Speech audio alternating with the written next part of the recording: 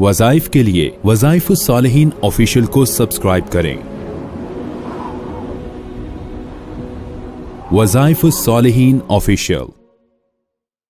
نحمده ونصلي ونسلم على رسوله الكريم اما بعد فاعوذ بالله من الشيطان الرجيم بسم الله الرحمن الرحيم الذين صبروا وعلى ربهم يتوكلون صدق اللہ العظیم۔ اگر انسان کسی چیز سے محروم کر دیا گیا ہو، اس کے کسی نعمت کو چھین لیا گیا ہو بزور طاقت، اس کی زمین کو، گھر کو، یا کسی بھی اس کی خاص جو اس کی ملکیت چیز ہے، اور اس پر ظلم کیا گیا ہو، تو اس آیت کریمہ کو بطور وظیفہ پڑھنا اللہ کی مدد کو لینے کا سب سے بڑا ایک ذریعہ ہے۔ اللہ تبارک و تعالیٰ نے خود ایمان والوں کو ارشاد فرمایا ہے کہ آپ اللہ تبارک و تعالیٰ سے اس طرح مدد لے سکتے ہیں۔ آپ قرآن پاک کی سورہ بقرہ کے آیات کو دیکھیے، اللہ نے فرمایا کہ استعینوا بالصبر والصلاۃ، مدد لو اللہ کی نماز اور صبر کے ساتھ۔ اب یہ عجیب بات ہے، پیسے سے مدد یہ تو ہمیں نظر آتی ہے، سفارش کرا کے، کسی سے کال کرا کے مدد لینا، یا کسی صاحب اختیار سے سفارش کرانا، یہ تو ہمیں نظر آتا ہے معاشرے میں۔ اللہ عجیب بات کر رہے ہیں، ایمان والے سوچتے ہیں کہ استعینوا بالصبر والصلاۃ کیا چیز ہے، کہ صبر جو ہے یہ اللہ کی مدد کا، نماز اللہ کی مدد کا سب سے بڑا ذریعہ ہے۔ یہاں اللہ نے ہمیں سمجھایا۔ اس سے پہلی آیات کو آپ دیکھیے، والذین ہاجروا فی اللہ من بعد ما ظلموا، وہ لوگ جنہوں نے ہجرت کی اور ہجرت کے بعد ان پر ظلم ہوئے، اس لیے تو ہجرت کی انہوں نے۔ اب یہ آیت میں اللہ نے پہلے ہجرت کا ذکر کیا، اور مظالم سے تنگ آ کر کوئی آدمی اپنا شہر چھوڑ جائے، اپنا گاؤں چھوڑ جائے، اپنا محلہ چھوڑ جائے، اپنا ملک چھوڑ جائے، اسے ہجرت کہتے ہیں۔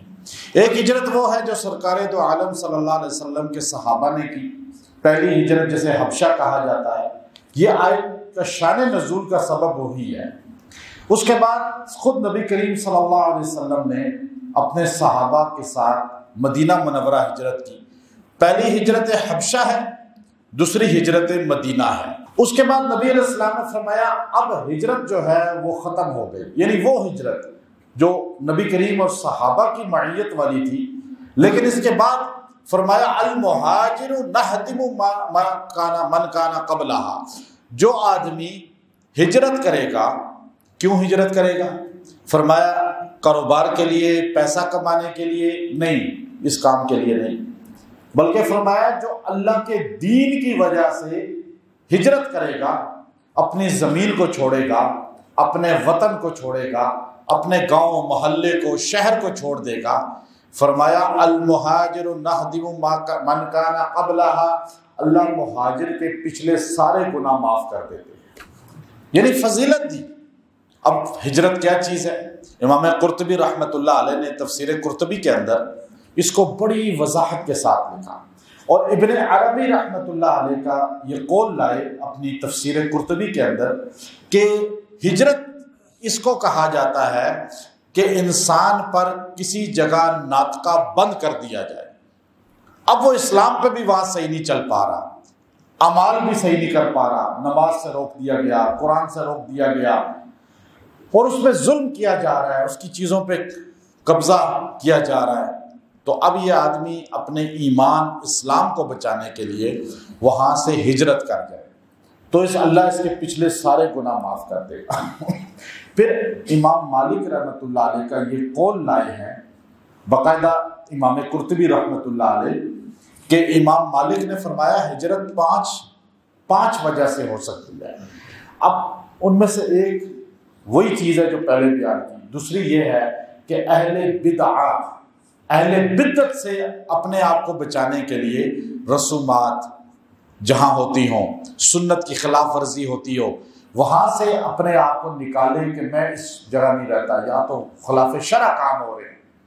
امام مالک رحمۃ اللہ علیہ فرماتے ہیں اہل بدعہ اس کو کہا جاتا ہے کہ جہاں پر اسلاف، اکابر، اولیاء اللہ نیک لوگوں کو جو پہلے گزر گئے، صحابہ کو، اہل بیت کو، اللہ کے ولیوں کو، نیک صلحاء لوگوں کو گالیاں دی جاتی ہوں، وہاں سے چلے جانا یہ ہجرت ہے۔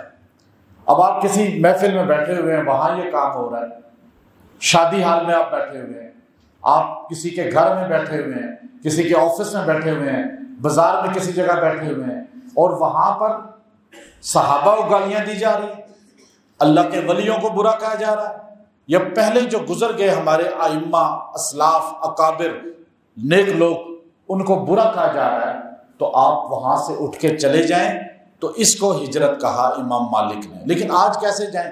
نیٹ کھولیں تو وہاں گالیاں دی جا رہی ہیں، ہر بندہ ان میں غلطیاں نکال رہا ہے، تو آپ اٹھ کے کہاں جائیں؟ آپ اس بندے کو ہی چھوڑ دیں، اس کا چینل اگر ہے تو آپ اس کو سبسکرائب کیا ہوا ہے تو ختم کر دیں، اس کو دیکھنا چھوڑ دیں۔ آج یہ کام کریں، جو صحابہ کو گالیاں دے، کسی ایک صحابی کو ہی برا کہے، یہ نہیں کہ اس کو ٹھیک کہہ رہا ہے، اس صحابی کو غلط کہہ رہا ہے، نہیں، کسی ایک صحابی کو بھی، ایک بزرگ کو بھی، اللہ کے نیک بندے کو، ایک کسی بڑے پہلے گزر گئے جو 100 200 400 500 1000 سال پہلے، 1200 سال پہلے جو شخصیات گزر گئیں، تمہارا کیا تعلق ہے ان کے ساتھ انہیں برا کہنے کا؟ آپ اس بندے کو ہی چھوڑ دیں، اس جماعت کو ہی چھوڑ دیں۔ یہ آپ کو میں آسان فارمولہ بتا رہا ہوں، یہ اگر آپ کریں گے، اس کا چینل سبسکرائب کر دیں گے، اس کا نمبر بلاک کر دیں گے، اس کا پیج انفالو کر دیں گے، تو آپ نے گویا کہ ہجرت کر لی، اس سے اپنے آپ کو اٹھا لیا۔ یہ امام مالک کے قول کی میں آپ کو وہ تشریح کر رہا ہوں۔ اب آپ دیکھیے کہ یہاں اللہ نے فرمایا والذین ہاجروا فی اللہ من بعد ما ظلموا لنبوئنہم فی الدنیا حسنہ، تو ہم ان ہجرت کرنے والوں کو جو چھوڑتے ہیں اپنی جگہ دین کے لیے، ظلم ہوا ہے ان پہ، تو ظلم ہوا ہے، چھوڑ دیا انہوں نے، تو ہم ان کو دنیا میں بہترین چیز دیں گے اس کے بعد، یا وہ جہاں جائیں گے ہم انہیں مدد کریں گے۔ اللہ کہتا ہے وَلَأَجْرُ الْآخِرَةِ أَكْبَرُ، لیکن جو ادھر اجر ہے نا آخرت میں، تو آپ کو مجھے نظر نہیں آ رہا۔ کس نے دیکھا ہے؟ وہ ابھی ہم نے سنا ہی ہے نا خالی، لیکن ہم نے جس سے سنا ہے وہ کائنات کا سب سے بڑا سچا ہے، نبی کریم صلی اللہ علیہ وسلم۔ ہمیں اپنی آنکھوں کے دیکھے پہ دھوکہ ہو سکتا ہے، لیکن سرکار دو عالم صلی اللہ علیہ وسلم کے کہے پر اتنا ذرہ بھی شک نہیں ہو سکتا۔ اب اس لیے فرمایا آخرت میں جو اجر ہے وہ اس سے بہت بڑا ہے، اکبر۔ جیسے آپ کہتے ہیں نا اللہ اکبر، اکبر کیوں کہتے ہیں اللہ کو؟ کہ اللہ سے بڑا ہے ہی کوئی نہیں، اکبر اس لیے کہتے ہیں۔ تو یہاں کا آخرت کا جو اجر ہے اتنا زیادہ ہے کہ اس سے زیادہ کوئی دے ہی نہیں سکتا۔ اور پھر فرمایا لو کانوا یعلمون، لو کا لفظ جو عربی میں ہے نا، یہ کہتے ہیں کاش، کاش، لو، کاش، کانوا یعلمون، تمہیں پتہ چل جائے۔ ابھی تو تم اسی کو بہت سمجھ رہے ہو، ڈی ایچ اے، بحریہ، بہت امریکہ، کینیڈا، یورپ، آسٹریلیا تمہیں بہت بڑا لگ رہا ہے، ایک مرلہ تمہیں اتنا بڑا لگ رہا ہے، لیکن جو آخرت میں ہے وہ سب سے بڑا ہے، وہ اللہ تمہیں دے گا حصہ، آخرت کا اجر۔ اور آخرت کی جب اللہ بات کرتا ہے نا تو نقد ضرور دنیا میں دیتا ہے، یاد رکھیں، یا نقد کی پہلے بات کی ہے، ادھار بعد میں بات کی ہے۔ آخرت ادھار ہے، نقد دنیا میں اللہ تمہیں دے گا، پہلے یہ کہا۔ پھر اللہ نے فرمایا لَنُبَوِّئَنَّهُمْ فِي الدُّنْيَا حَسَنَةً، یا تمہیں بہترین ملے گا، حسنہ کہتے ہیں بہترین۔ اب وہ بہترین کیا ہے؟ ایک آپ بہترین کہتے ہیں، ہر بندہ اپنے سٹیٹس کے مطابق کہتا ہے بہترین، میرا گھر بہترین ہے، ہر بندے کا سٹیٹس مختلف ہے نا۔ اب آپ دیکھیے، اور ایک اللہ کہہ رہا ہے حسنہ، میں تمہیں بہترین دوں گا، اللہ اپنی شان کے سٹیٹس کے مطابق کہہ رہا ہے۔ تو اللہ کیسا دنیا میں دے گا آپ اس کو سوچ بھی نہیں سکتے، لیکن کبھی اللہ سے یہ تعلق جوڑ کے دیکھیں۔ آخری بات جو اگلی آیت ہے، الذین، جو لوگ صبروا، جو صبر کرتے ہیں، وعلی ربہم یتوکلون، اور وہ اپنے رب پہ بھروسہ کرتے ہیں، یہ اس کو ملے گا۔ کس کو ملے گا دنیا میں اور آخرت میں؟ فرمایا جو لوگ صبر کرتے ہیں، ایک گالیاں دینی شروع ہو گئے اور ماتم شروع کر دیا، لڑائی شروع کر دی، نہیں، کسی کی بات پہ فوت ہو گیا، کوئی دنیا سے چلا گیا، کسی نے آپ کو برا کہہ دیا، کچھ بھی ہو گیا، آپ صبر کریں۔ ایک دوسرا، اللہ پہ بھروسہ رکھیں۔ دو کام آپ کریں، تیسرا اللہ کرے گا۔ اس کو گرفت میں لانا، آپ کو آپ کا حق ملنا، یہ اللہ کرے گا۔ اب یہ دو کام اس آیت میں ہمیں بتائے گئے۔ جو آدمی جس کا حق چھین لیا گیا ہو، جس کی زمین کو، جائیداد کو، پیسے کو، کسی چیز کو بھی سلب کر لیا گیا ہو، قبضہ کر لیا گیا ہو، اور کوئی اس کو تنگ کرتا ہو، بندہ آج جو ہے، چونکہ جب آپ دین سے دور ہوں گے تو ہر بندہ جو ہے وہ بن جائے گا بدمعاش، ٹھیک ہے نا؟ بدمعاش، بدمعاش کیوں کہتے ہیں؟ لفظ بدمعاش ہے۔ بدمعاش بری کمائی والا، یعنی گندی کمائی والا، یہ بدمعاش ہے کہ یہ لوگوں پہ ظلم کر کے، دھوکہ دے کے، فراڈ کر کے پیسہ بناتا ہے۔ تو اللہ آپ کو ان سے بچائے گا۔ یہ آیت کریمہ آیت نمبر جو ہے 42 ہے سورہ نحل۔